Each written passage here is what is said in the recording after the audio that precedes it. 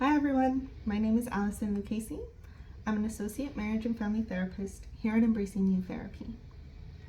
So one of the major topics or issues that we cover throughout this group practice is OCD and of course other anxiety related disorders.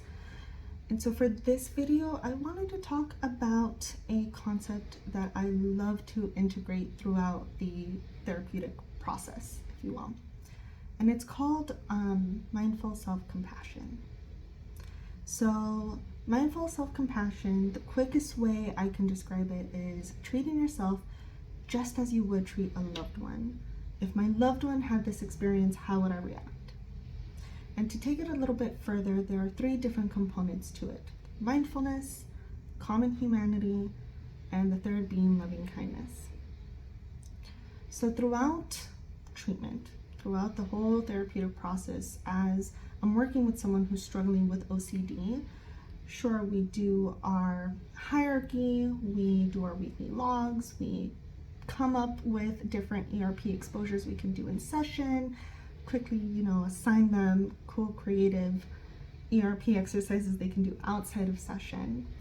And the reason why I also believe this piece is so important, the piece of practicing being mindful and being self-compassionate, the reason why I believe this is so important is because it really helps building that support that you would need, that internal support, I should say, that you would need as you continue throughout the therapeutic process. So I want to just, again, quickly describe each component and provide a little example just to, again, if anyone watching this, if they feel like it resonates to them or if they want to practice this in their own life, you can.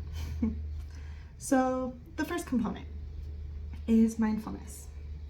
What is the purpose of mindfulness? It's always a question I love to ask my clients, but in reality, in this case, it counters over-identification. So the way I always like to describe what mindfulness is, or what being mindful is, it's the act of straight observation without judgment. And so how would that look like? How would that sound like? And in a session, or if you're by yourself, right, it would sound like, in this specific moment, I'm not doing well. Or more specifically, this is a moment of suffering. Or I'm noticing that I'm having a hard time right now. And that's it. Going on to component 2 is common humanity. Common humanity counters isolation. So it isn't, okay, well, everyone goes through this. That doesn't really sound compassionate. It sounds a little more like judgment, right?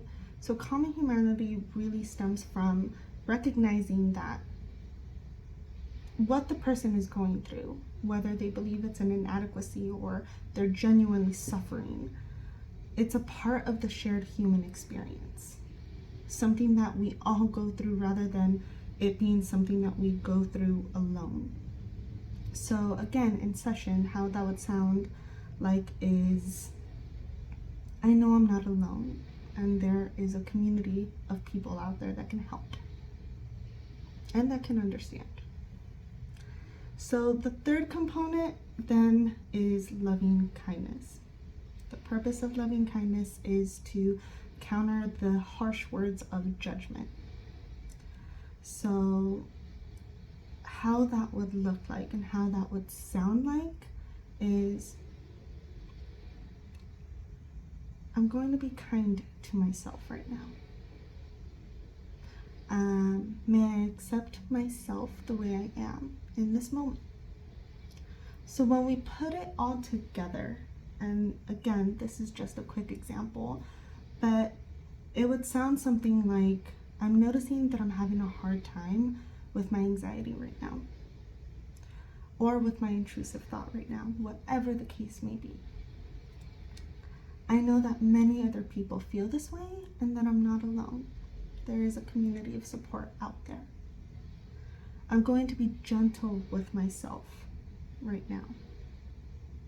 And so in saying this to yourself and repeating this to yourself as many times as needed, it really is meant as a coping strategy in a way.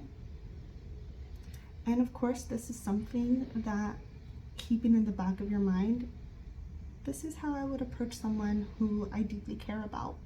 If they're struggling with anxiety, if they're struggling with depression, whatever the case may be, or again, OCD, whatever the case may be, this is how I would try to offer some support. So this is how I now get to offer myself some of that support.